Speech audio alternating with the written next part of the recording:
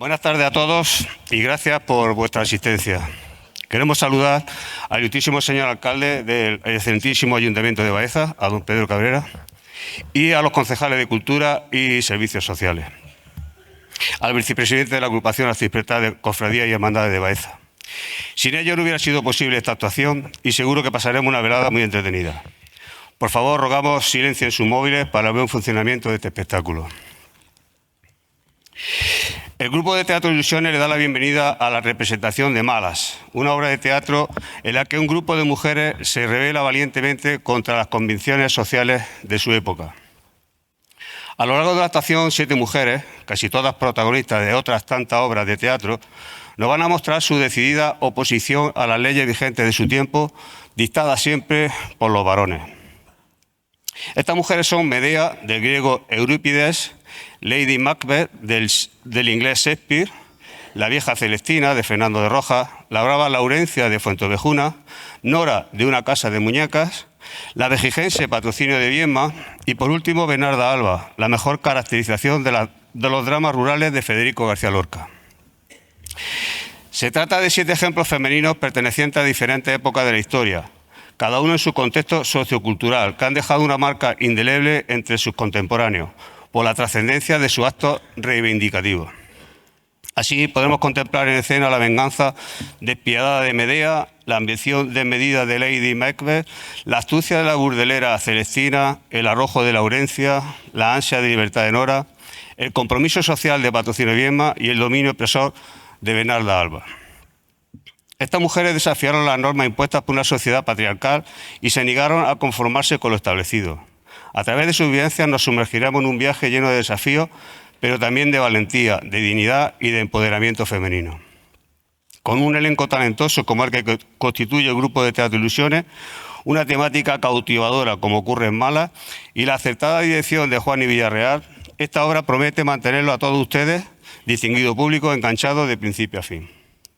Que disfrute de la función y muchas gracias por su asistencia.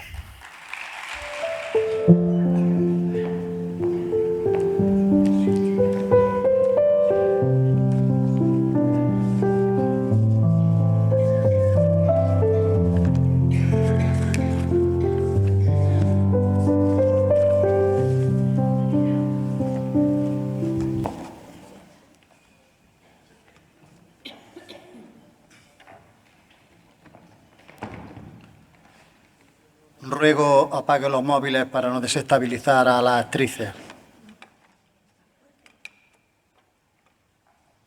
Se inicia la sesión. Llamo a declarar a Bernarda Alba.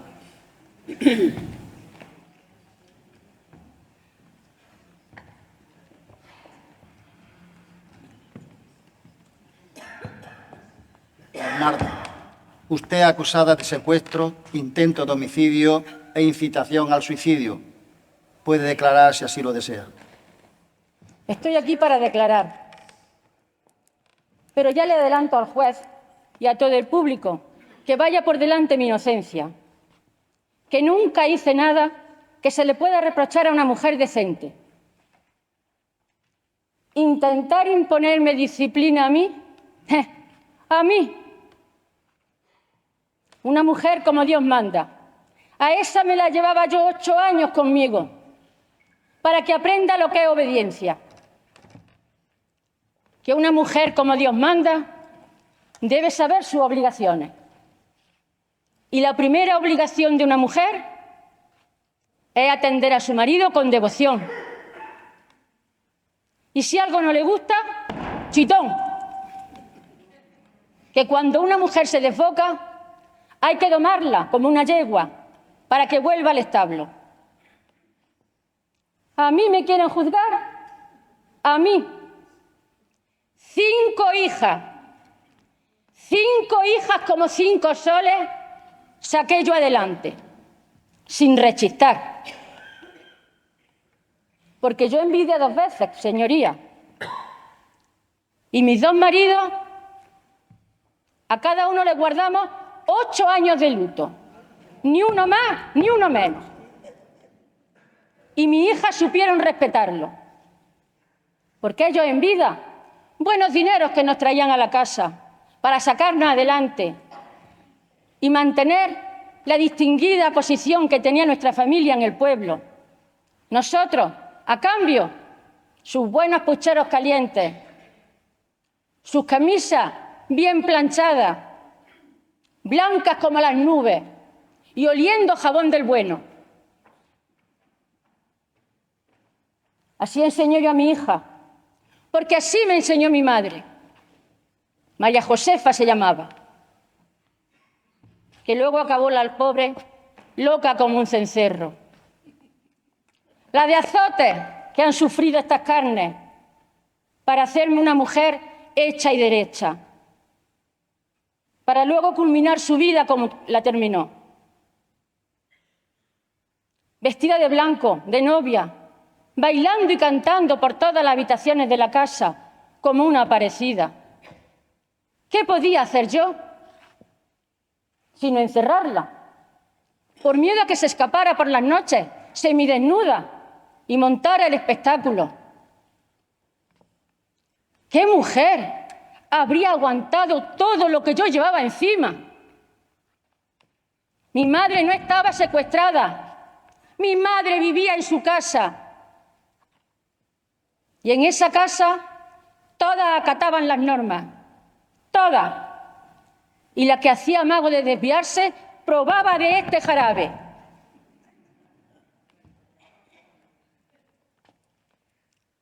Lo de mi Adela, mi hija la menor, se llamaba Adela. Lo de mi Adela fue otro cantar. A esa me la descarrió Pepe el Romano, un tunante. Y entre eso y lo consentida que la tenían su hermana, aún estando de luto, se ponía un vestido verde indecente y se paseaba por toda la casa. Sus hermanas la encubrían.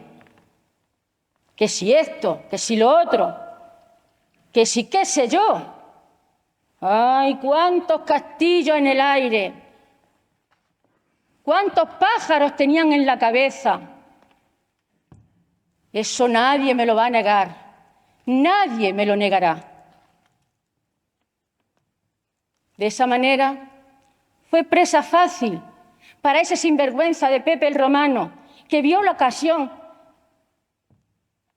de comprometer a otra que no fuera su prometida. Su prometida era mi hija, la mayor, Angustia. Un hombre es un hombre, bien lo sé. Pero esas cosas, las mujeres casadas, debemos sufrirlas en silencio. Ahora que hasta el matrimonio, el hombre se debe por completo a su prometida. Una vez que damos el si quiero, lo que pase fuera de las paredes, eso es harina de otro costal. A nosotros no debe importarnos. Y ese sinvergüenza de Pepe el Romano no se pudo mantener quieto ante unos muslos frescos y unos muslos prietos como los de mi pequeña Adela. Las vecinas comenzaban a murmurar y yo no quería que vinieran con el cuento y tuve que actuar. Tuve que defender mi castillo. Una noche me asomé por la ventana que daba al callejón y lo vi llegar y acercarse a la reja de mi pequeña Adela. No tuve más remedio que hacerlo. Cogí la escopeta y le disparé. Sí, le disparé. No quería matarlo, solo quería asustarlo. La verdad es que desde entonces jamás escuché los ecos de los cascos de su jaca por los adoquines de la calle. Ahí se acabó todo. Se acabó Pepe el Romano, la boda de mi Angustia y todo lo demás.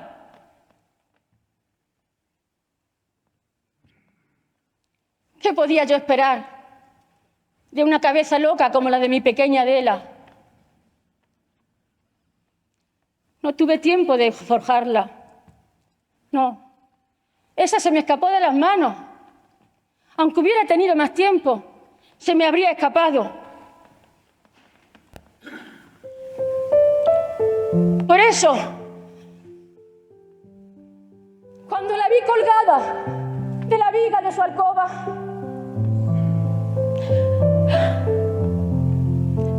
cuando la vi colgada, la vida no hizo más que darme la razón. A la juventud hay que tratarla con mano dura, porque si no se escapan de la vereda.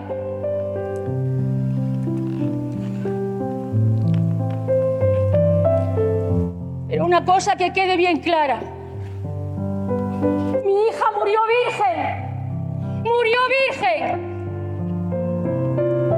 Yo pude llegar a tiempo de acallar boca, de mantener la fama y la honra de mi familia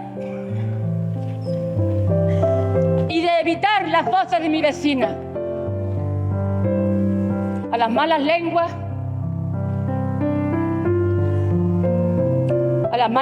se les responde con silencio. Silencio.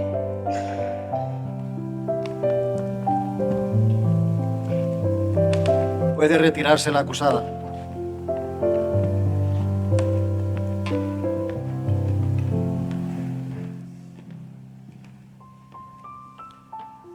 Es posible que a Bernarda Alba se la responsabilice del papel de opresión que ejerció sobre su familia y muy especialmente sobre su hija. Pero a la vez también es conveniente tener en cuenta su propia falta de libertad, dado el entorno social y cultural en el que vivía. No se puede dar libertad, no se puede educar en libertad si previamente uno no es libre. Por tanto, el veredicto que demos hoy aquí puede reflejar una comprensión matizada de su personaje y de las circunstancias que lo rodearon. Llamo a declarar a Lady Macbeth.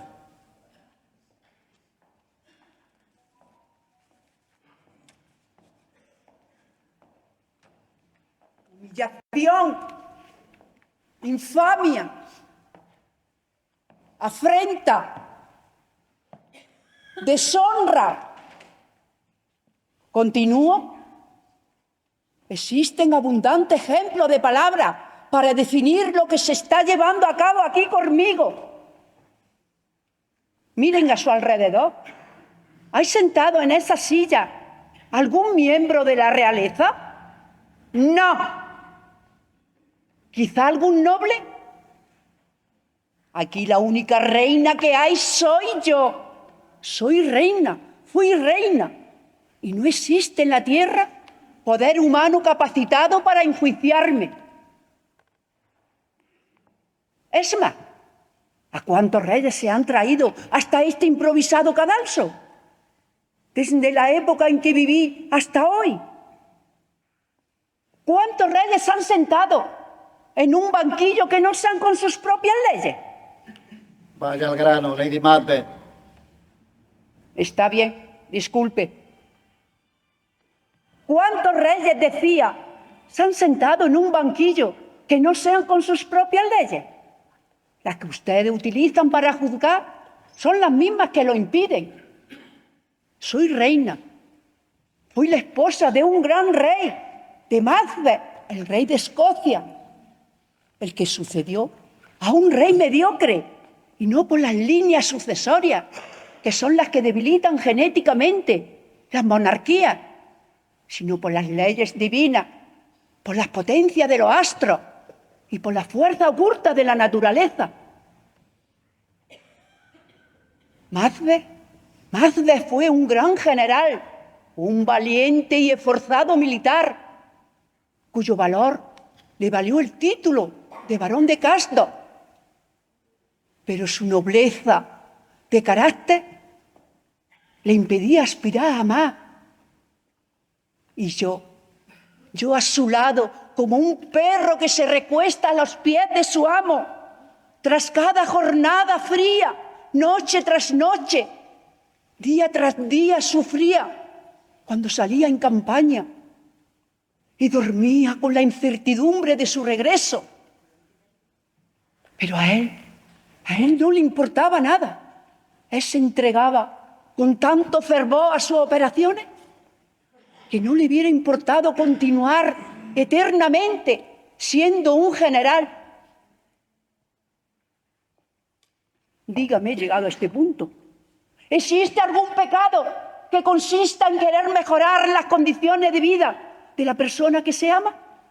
Pues ahí estaba yo, como mujer mucho más fuerte que él, para empujarle y llevarle por el camino que lo llevara hasta su propio triunfo. Yo no iba a reinar. Macbeth, el rey Macbeth, llevaría la insignia corona sobre su cabeza. Pero su espíritu, acostumbrado al campo de batalla, se hallaba falto de ánimo. Una noche, una fría y apasionada noche, rendido a las luces del alba, me contó que se le habían aparecido 3 extrañas mujeres y habían vaticinado su ascensión al poder. Recuerdo que temblaba como un niño desnudo en invierno y que me susurró al oído: podrido quede el aire por donde cabalguen y malditos todos aquellos que confíen en ellas. Y malditos todos aquellos que confíen en que ellas, repetí yo.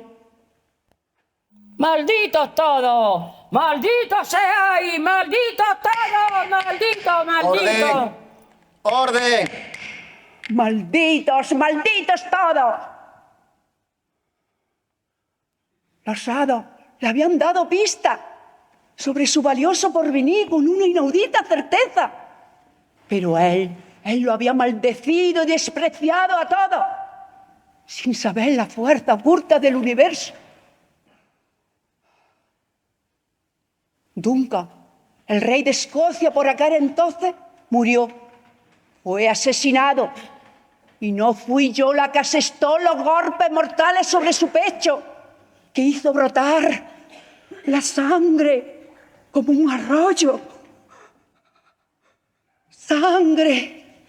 Aquí siempre hay olor a sangre. No fui yo. Fueron sus propios chambelanes los que cegaron su vida. Pero un séquito de traidores obsesionados por alcanzar la corona culparon a Macbeth, al bueno de Macbeth, para allanar su sendero de codicia. Pero Macbeth se coronó merecidamente rey de Escocia.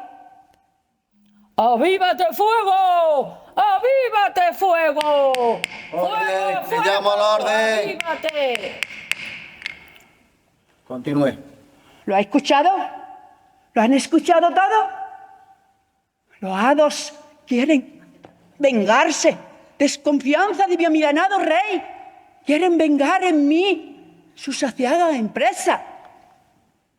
Y yo solo fui reina. Fui la esposa del rey.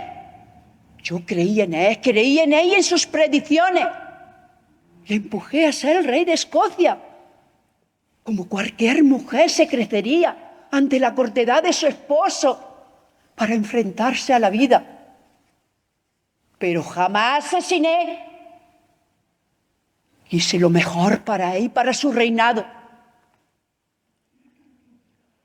Dediqué mi existencia a poner luz sobre su camino. Le avisé de aquellos que le perjudicarían y le advertí de que su amigo Banquo, uno de los generales de su ejército, tenía la mirada llena de avaricia, de envidia, que supondría un terrible peligro para su gobierno. Pero una vez más, los hados, una noche que esperábamos su visita, Banquo fue asaltado. Le cortaron el cuello en el camino y lo encontraron bañado en un enorme charco de sangre. ¡Sangre! Aquí siempre hay olor a sangre. ¿Cree que lo maté yo? La muerte nos fue rodeando con sus largos y afilados dedos.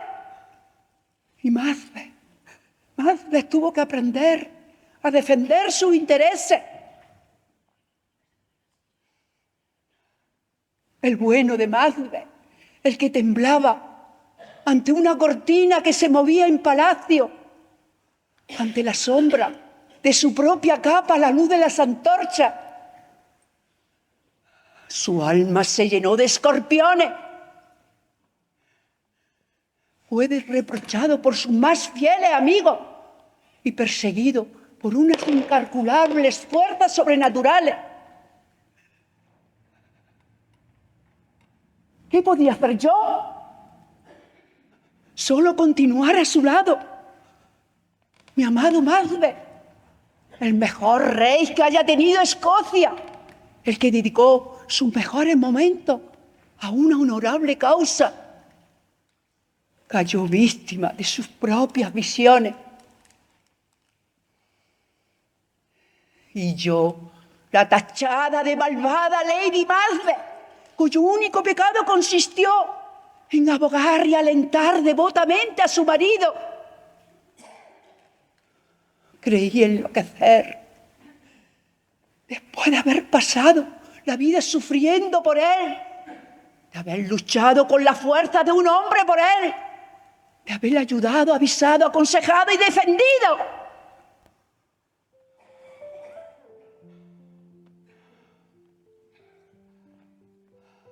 Pero una vez más los hados me habían concedido una última oportunidad de demostrar mi amor. Me vi contagiada de su locura, de sus extrañas visiones.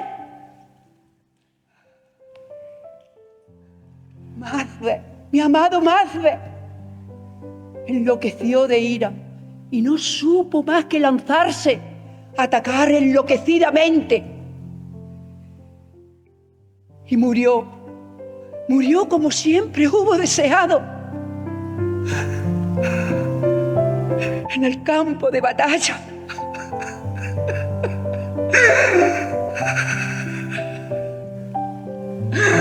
No quiero recordar más. Yo también estoy enloqueciendo. Y a veces me pregunto si sería mejor morir que seguir viviendo rodeada de sangre. Sangre. Aquí siempre hay olor a sangre.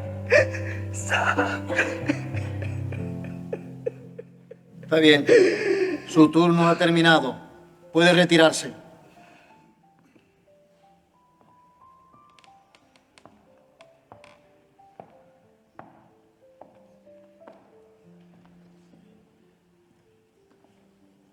Lady Macbeth es conocida por su ambición desmedida.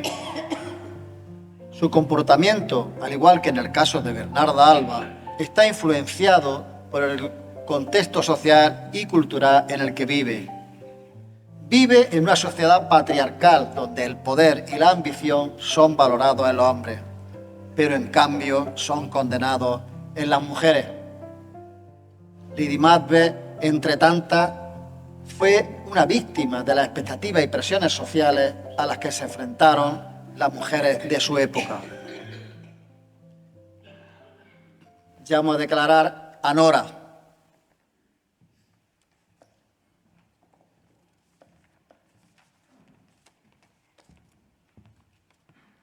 Señoría, ¿puede hablarme más fuerte que no lo he oído?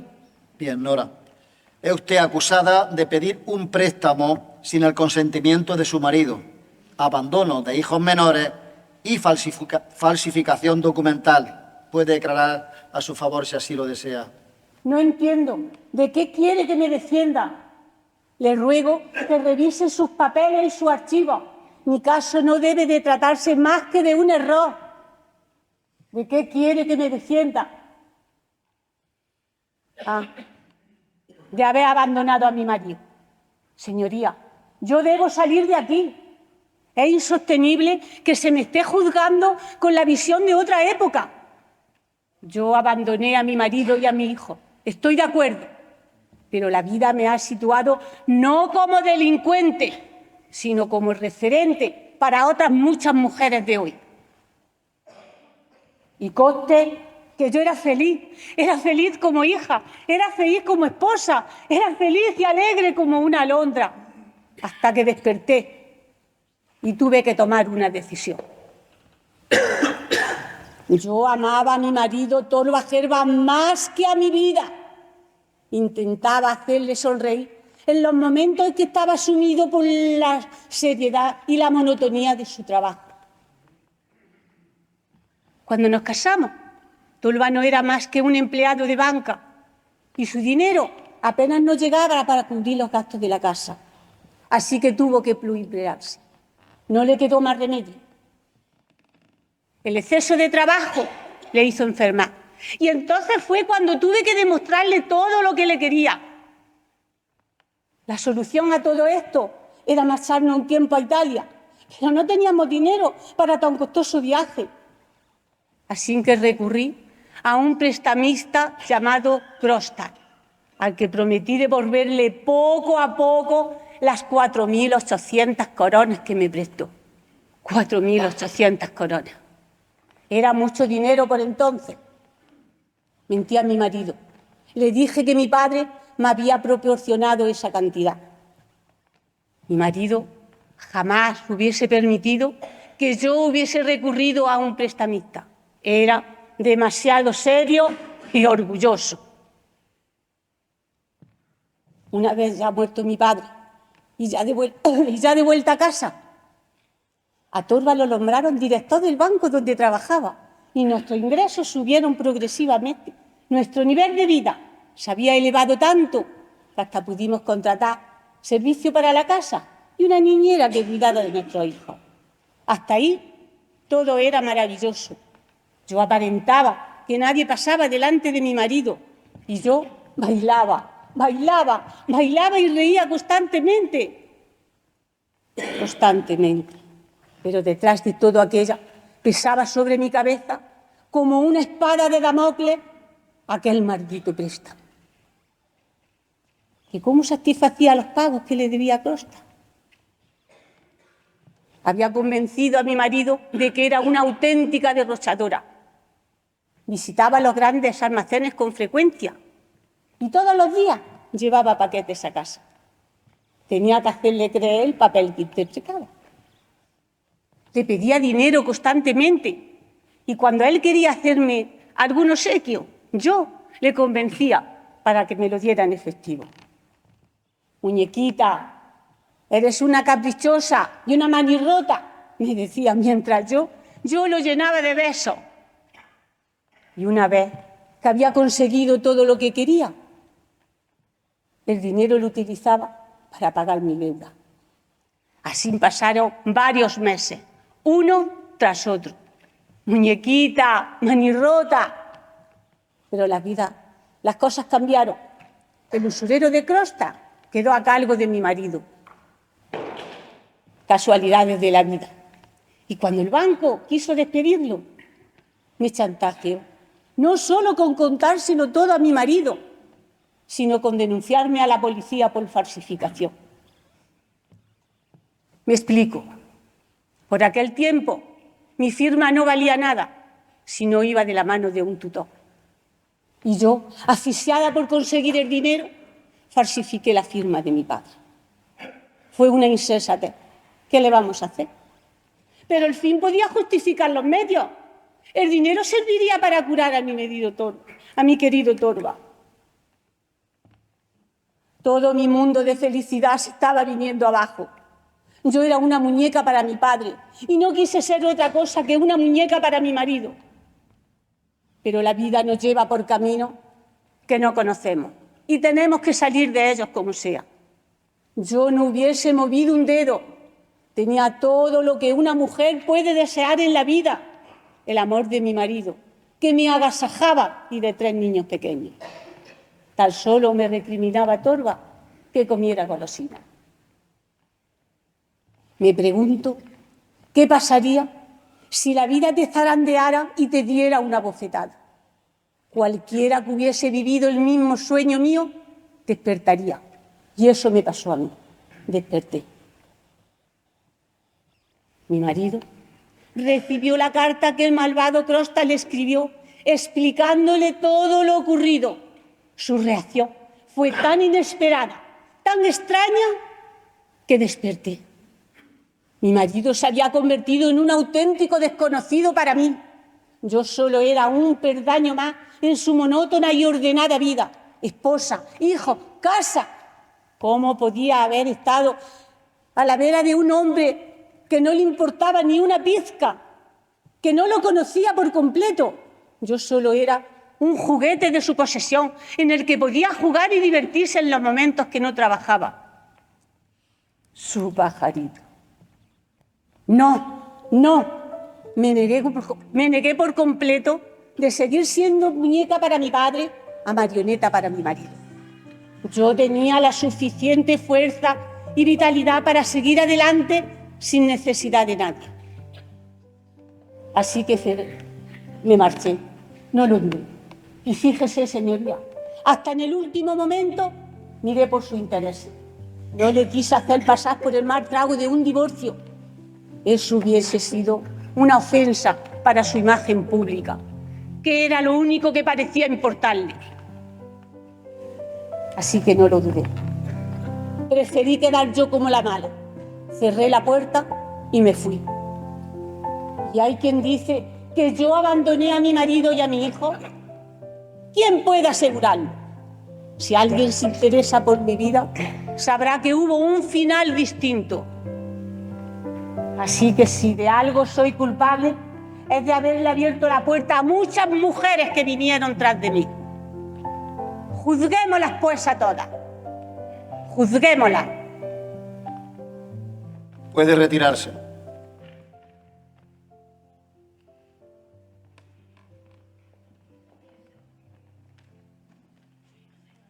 Nora actuó en defensa de su propia dignidad y libertad personal. De nuevo, nos vemos en la obligación de considerar el argumento de opresión y falta de igualdad de género en el que Nora vivía, así como el impacto emocional y psicológico al que fue sometida. Es justo reconocer su valentía, ya que, aun pudiendo haber salido absuelta de las acusaciones más graves, se rebeló contra el orden patriarcal establecido, por lo que se le debe ofrecer apoyo legal y emocional para reconstruir su vida de manera independiente. Llamo a declarar a Medea.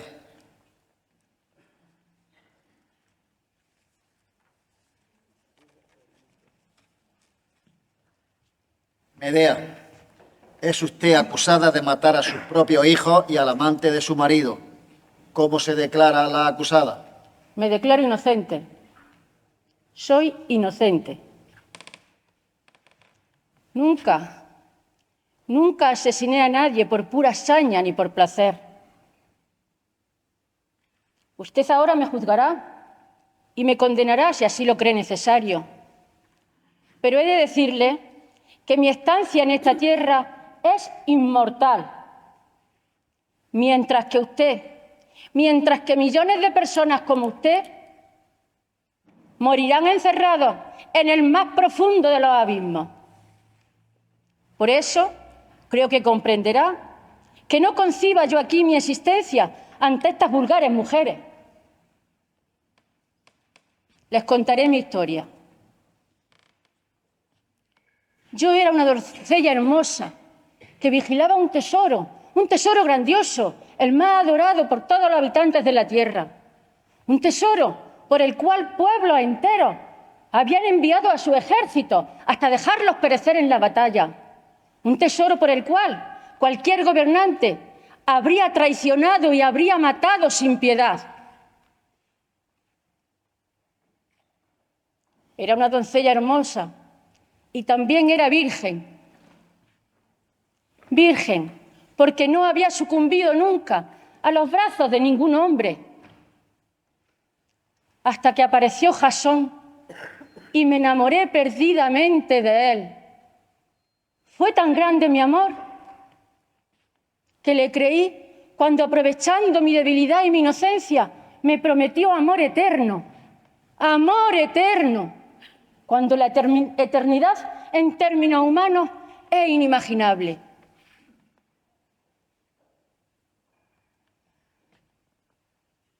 Por Jasón hice muchas cosas. ¡Bruja!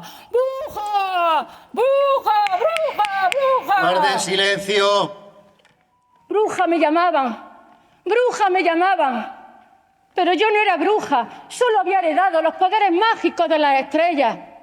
Nunca hice posesión de ese don para hacer el mal, hasta que apareció él.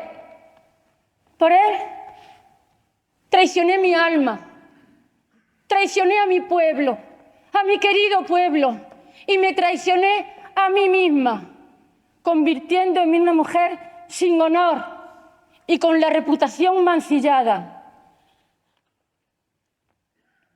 No quiero justificar mi acto, señoría. Soy consciente de ello y de todo me responsabilizo. Pero sí quiero con todas mis fuerzas dejar bien claro cómo sucedieron los hechos que me convirtieron en una mujer tan malvada. Yo lo quería mucho. Lo abandoné todo, me fugué con él y decidí seguir sus varoniles pasos allá donde me llevaran.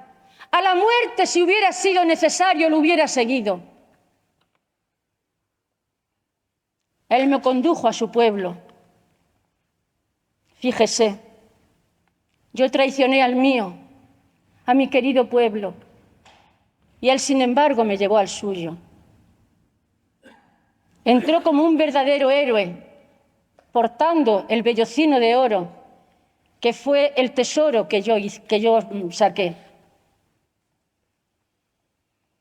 Fue coronado como un dios, como un rey. Sin embargo, yo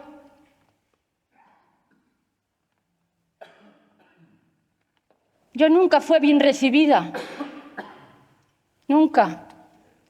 Me recibieron como una extraña, como alguien sobre quien volcar la desconfianza, sin apenas desconocerme. ¡Extranjera! ¡Eres una extranjera, extranjera! Orden. Fui recibida como una extranjera. En Corinto comenzaron a fraguarse todas mis desgracias y la felicidad comenzó a desvanecerse, como se desvanecen las estrellas una noche de verano. Quizá usted, ni ustedes, se habrán visto nunca despreciados. El desprecio, creo, es el delito que debe ser castigado con la pena más grande. Despreciar a una persona es matarla lentamente, poco a poco. Y así me sentí yo durante mucho tiempo, despreciada. Me sentía morir poco a poco, un día y otro y otro. Pensando que el encierro aliviaría mi pena, procuré que nada ni nadie atravesara los muros, ni las puertas, ni las ventanas de mi hogar. Y allí, humillada, herida, mi alma se refugió en mi entraña, en mi hijo. Con mi hijo acabo, señoría. Jasón me traicionó. Me traicionó cuando me prometió amor eterno, sabiendo que esa promesa no es fácil de cumplir. Sé que fijó los ojos en otra muchacha. Quizá mi dolor y mi silencio dañaron sus deseos, pero yo nunca lo habría traicionado. Nunca, para hundir más la daga que atravesaba su pecho. Yo nunca quise hacerle daño. Supe que se había enamorado de otra, más joven, más bella que yo. La recibí en mi hogar, sí, la recibí. Pero le puse una corona envenenada y murió embadurnada de simbolismo, murió como la reina de su vida. El odio fue más fuerte que yo. Soy humana y, por lo tanto, soy producto de la humanidad y tengo mis imperfecciones. Yo amaba a Jasón con toda mi alma, amaba a Jasón con todas mis fuerzas, pero en ese preciso instante lo odié. Lo odié.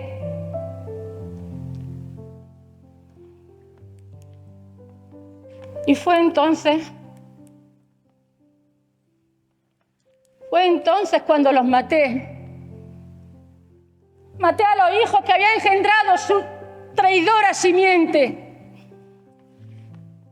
No solo lo maté en vida, sino que destruí sus esperanzas de perpetuar su valentía y arranqué con terrible saña la posibilidad de alargar su mortífera especie de traidores. Yo no maté a mi hijo. No maté a mi hijo. Yo lo maté a él y me condené a mí misma. Lo maté a él, señoría. No maté a mi hijo. ¿Acaso hay alguien en la sala capacitado para volcar sobre mí la culpa? Si así fuera, condénelo usted a revivir mi ingrata experiencia, a ver cómo actuarían. Y si el amor cree usted más fuerte que el castigo, condéneme a amar violentamente el resto de mis días. He terminado. Su turno de palabra ha terminado, efectivamente. Puede retirarse la acusada.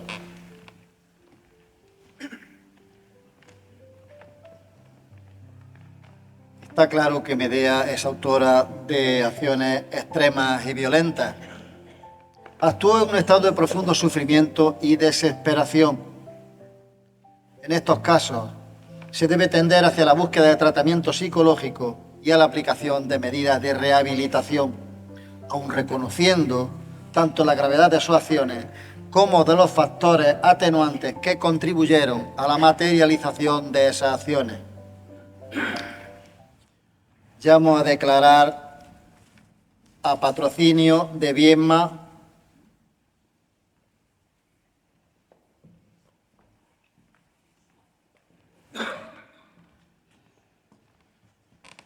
Patrocinio. Usted es acusada de abandono de su tierra, no llorar la temprana edad de su hijo y muerte y dedicarse a actividades impropias de una mujer. Puede declarar. Señoría, permítame en primer lugar declararme inocente de todas las acusaciones que hay contra mí. Estoy aquí para defender mi honor. Dichas acusaciones son realmente graves. Por eso le pido que me permita exponer mis razones y mis puntos de vista. Primero, hablaré del difícil y doloroso tema de la salida de mi tierra natal. Tuve una infancia feliz y cómoda en Bejíjar, donde nací. A los 16 años me casé en Baeza con el hijo de una noble familia. Fruto de ese matrimonio tuve 3 hijos. Ser madre es sentir la creación de la vida dentro de ti. Es querer prolongar esa vida hasta después de la tuya, pero desgraciadamente ese no fue mi caso. Mis 3 niños murieron siendo muy niños. Además, a los 28 años quedé viuda de un buen marido que había dedicado a su familia sus mejores esfuerzos. Me sumí en una profunda tristeza que solo encontraba consuelo cuando escribía, pero tuve que salir de Baeza porque no soportaba tanto dolor. Dejar atrás mi tierra y mi familia fue un acto lleno de angustia y de dolor. Cada paso que daba hacia lo desconocido iba acompañado de lágrimas y de recuerdos profundos. Mi amor por mi familia no disminuyó, ni por mi tierra, pero tampoco disminuyeron mis ansias de conocimiento y crecimiento personal. Quiero que sepan que la decisión de dejarlo todo atrás fue un acto de valentía. Me enfrenté al dolor del pasado y a las incertidumbres del futuro, pero siempre con la esperanza de poder crecer y florecer en cualquier lugar, donde además pudiera ayudar a los niños, a las mujeres, a los más desvalidos. Desde siempre, las barreras de género han restringido los sueños y las oportunidades de las mujeres. Enfrentarme a eso no fue sino una búsqueda de autenticidad personal. Se me acusa también, señoría, de no haber llorado la muerte de mis hijos. ¿Qué madre de las aquí presentes no hubiera llorado la muerte de 3 ángeles nacidos de sus entrañas? Caí en un profundo pozo.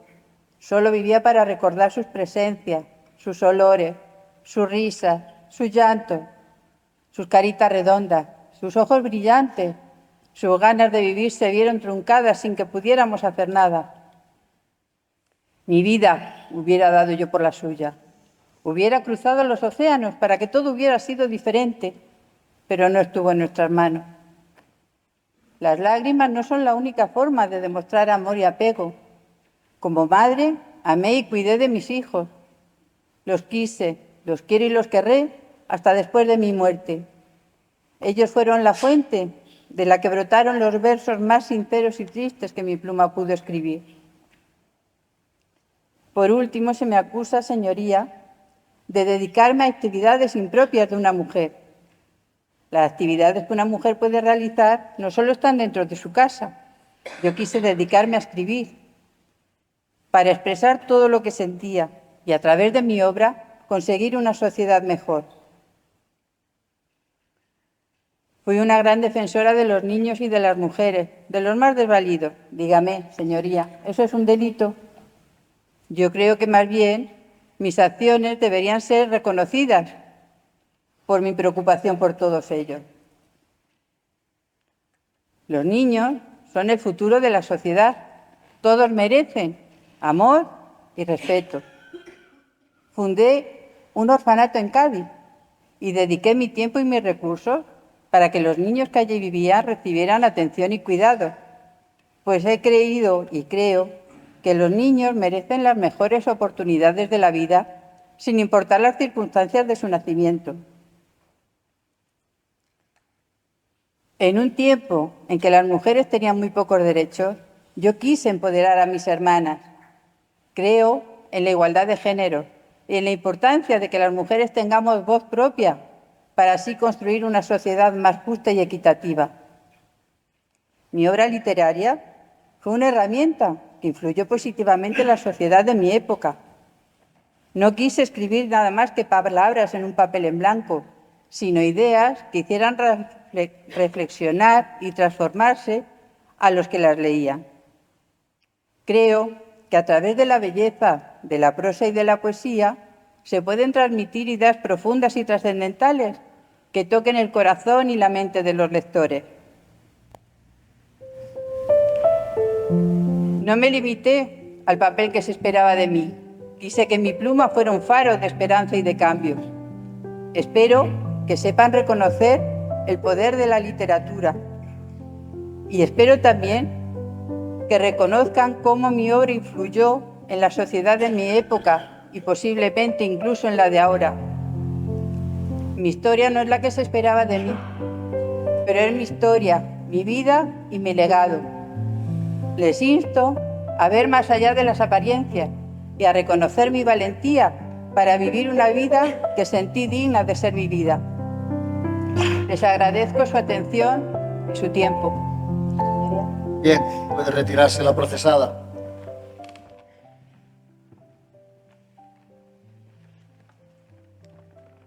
En patrocinio de Viedma, debemos destacar su valentía para dejar su tierra natal, su familia, amigos, recuerdos.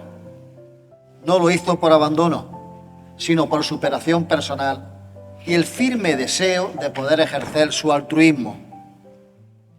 En su época esto estaría mal visto, pero en la sociedad actual, su vida y su afán por ayudar a los más desfavorecidos son un ejemplo a seguir. Llamo a declarar a Celestina.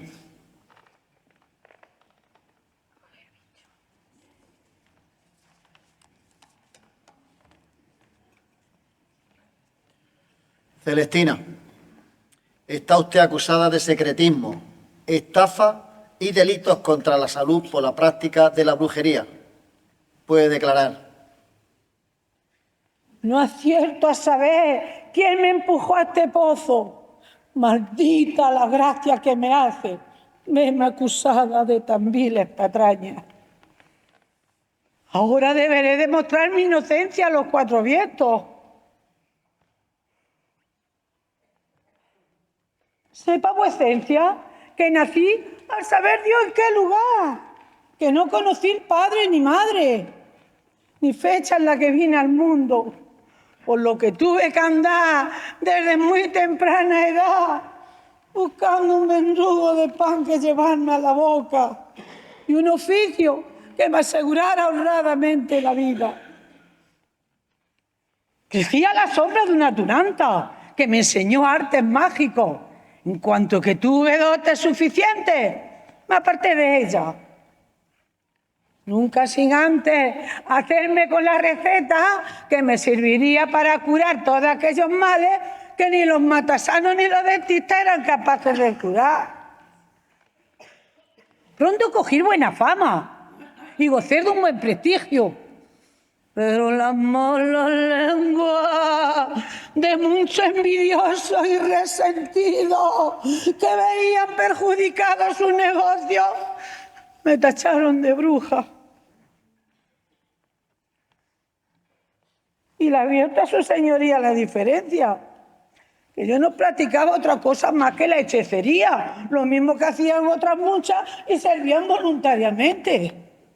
Y como tal hechicera, pues me dedicaba a hacer brebajes y hechizos para mejorar la vida de todo aquel que a mi casa acudía angustiado. ¡Hacer brebajes! ¡Brebajes! ¡Orden! ¡Vete! ¡Vete! No crean que a mi casa solo venía gente de baja cuna. No. Yo he servido desde rufiante hasta caballero. Y voto a Dios que a clérigos de muy altos linajes de la Santa Madre Iglesia y otros muchos de su mismo menester, puesto que todos somos humanos y todos padecemos más del corazón y de la carne. Y usted no me va a hacer a mí creer lo contrario, porque yo se lo voy a sostener.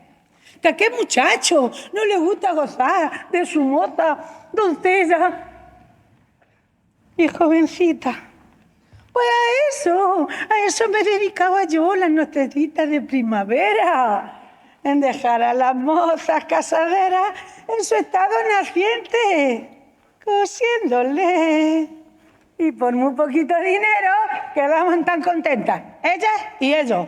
Y si eso no servía a Dios y al gobierno de la República, pues que venga Dios y lo vea.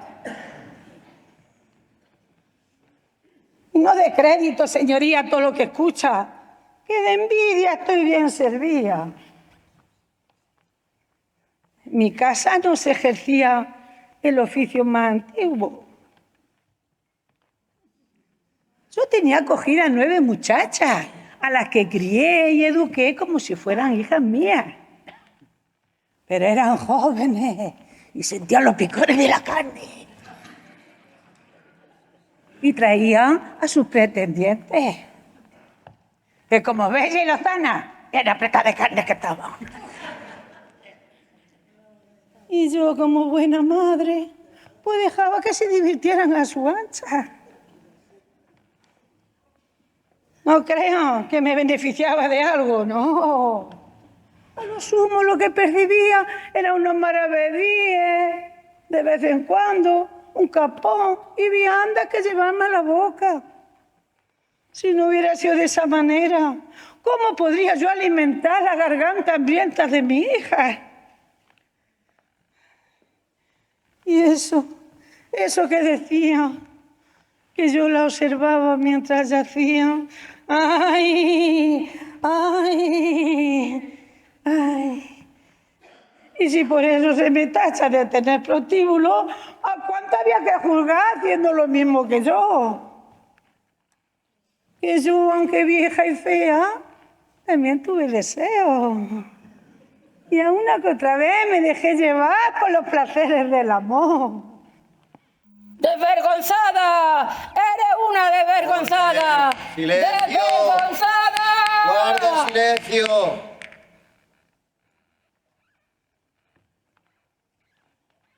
Señoría, ¿podría usted hablar un poquito más alto? Entre los muchos deterioros que me ha dejado la vida, uno de ellos es el mal de oído.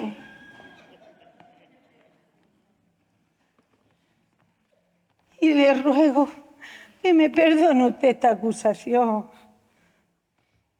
Que yo lo único que hice fue servir a mi cliente Calixto y a su amada Melibea. Tal Calixto era un pánfilo y un mentecato que se creía que el amor estaba por encima de todas las cosas. Así lo fue. Yo cumplí con mis menesteres y accedí a lo que dijo Melibea, ya que esta era una moza bien plantada y con el sexo en su sitio. Si pues me hubiera sido,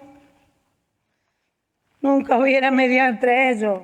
A lo largo de mi vida, nunca vi yo una pareja menos agraciada que esa. Pero mis hechizos fueron certeros e hicieron arreglar a la niña.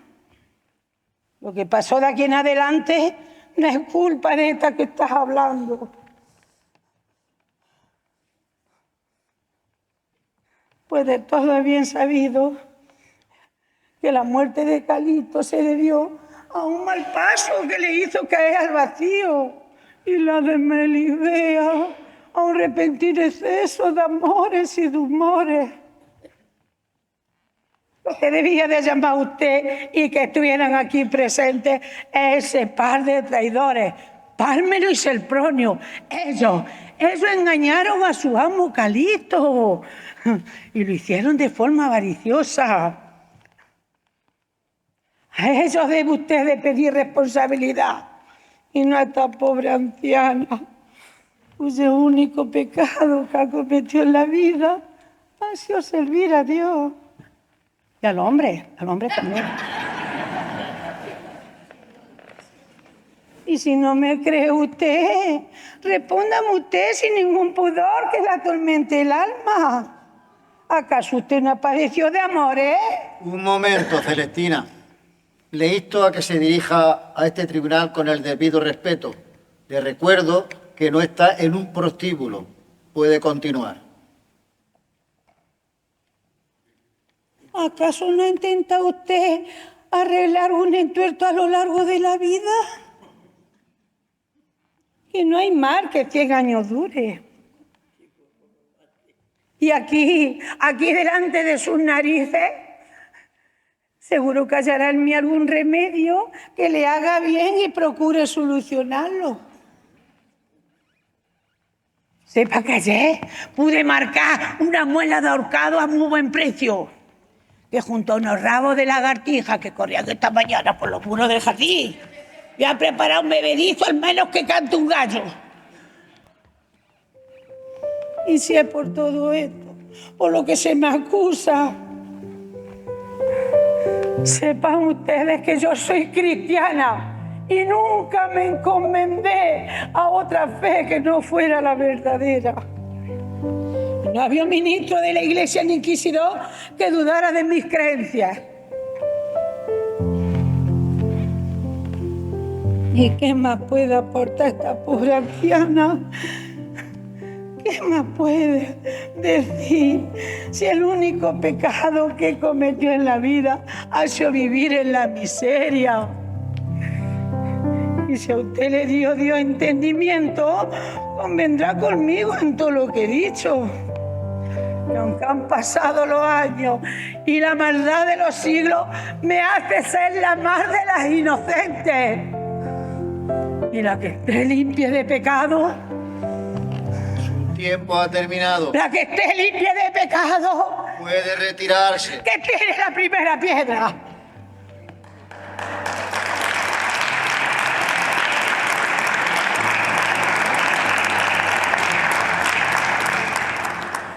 Bien, Celestina es retratada como una alcahueta astuta y manipuladora. Su comportamiento se percibe como inmoral y censurable, ya que manipula las relaciones de los demás y con fines egoístas y lucrativos. Pero también la Celestina es víctima del sistema socioeconómico imperante que limita las opciones de las mujeres y las obliga a recurrir a medios poco edificantes y recomendables para sobrevivir. Llamo a declarar a Laurencia.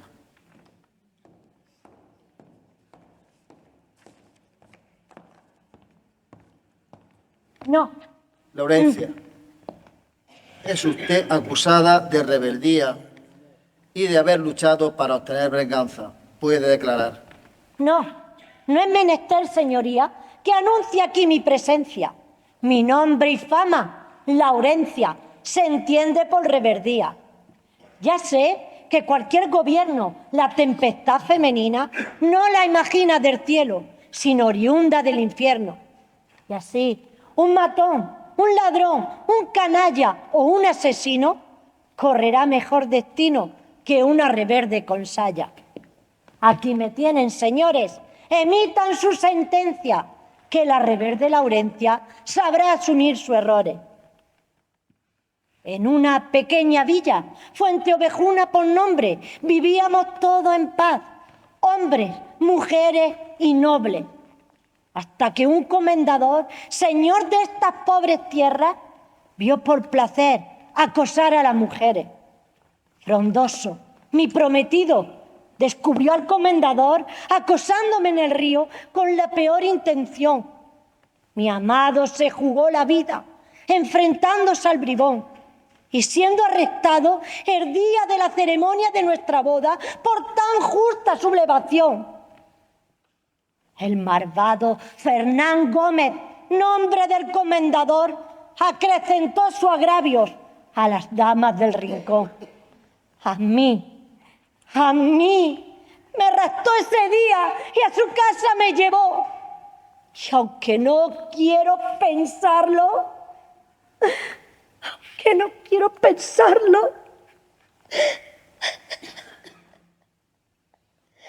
violó! ¡Sí, me violó! Al regresar a casa, en clandestina reunión, vi a padres y fieles. Mi aspecto causó impresión. Y fue entonces cuando mi alma se desató y apelé al honor de todos, a su hombría y a su valor. Fernán Gómez llevóme a su casa. La oveja, el lobo dejáis como cobardes pastores. ¡Qué dagas vi yo en mi pecho! ¡Qué desatino enorme! ¡Qué palabras y qué amenazas!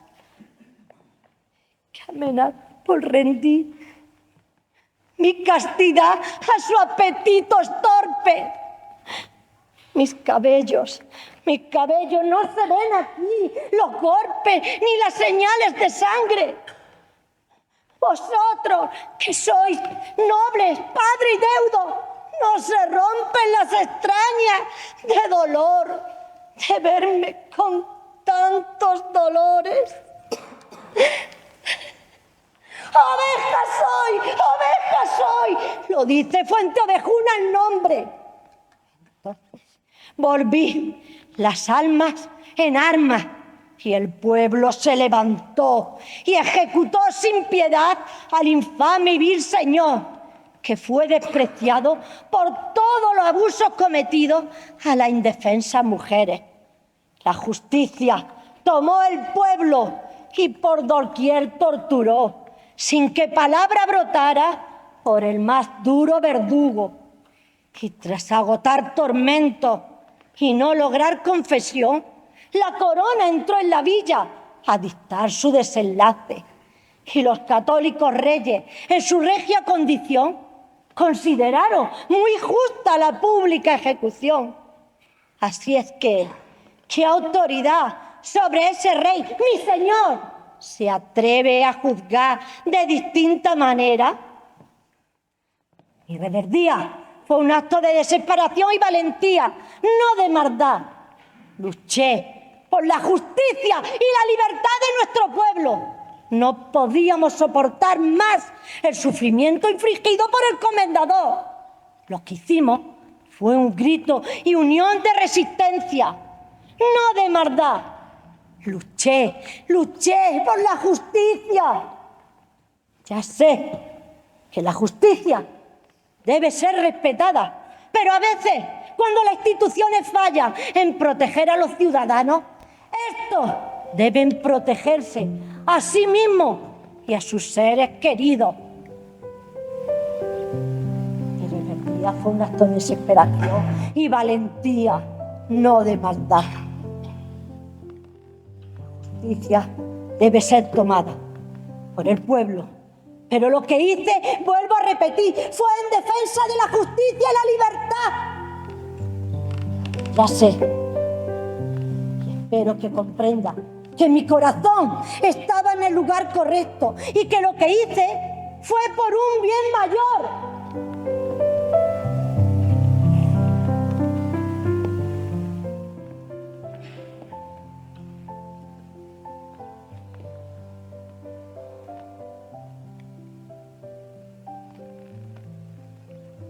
Eso es todo, señoría.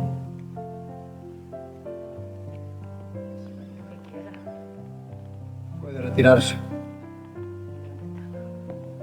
No, debo decirle también que todas las indefensas mujeres tuvimos que lucharlo y hacerlo para que él no pudiera hacerlo, Cristo. Y por eso todo el pueblo nos unimos. Lo hicimos así. Por eso Fuenteovejuna estuvo ahí.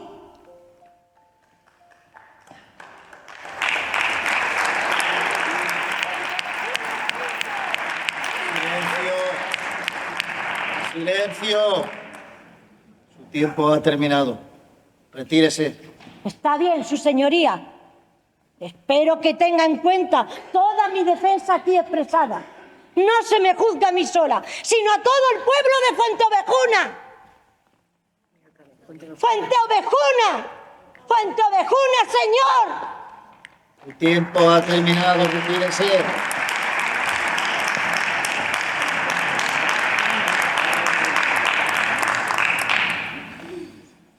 En el caso de Laurencia de Fuenteovejuna, el veredicto en la actualidad podría ser su mayoría favorable a ella y a los habitantes de Fuenteovejuna también. Sus acciones fueron motivadas en defensa de la dignidad y de los órdenes y de los derechos humanos fundamentales, y no como un simple deseo de rebelión. En este caso, también se debe considerar el contexto de opresión y abuso de poder en el que vivían, así como el derecho de las personas a resistirse a la injusticia y a la tiranía. El juicio ha terminado y queda visto para sentencia. Sentencia que será pública en un plazo máximo de 30 días. Pero son ustedes, mujeres, hombres y la sociedad en su conjunto, quienes tienen la última palabra. Medite un poco. Se levanta la sesión.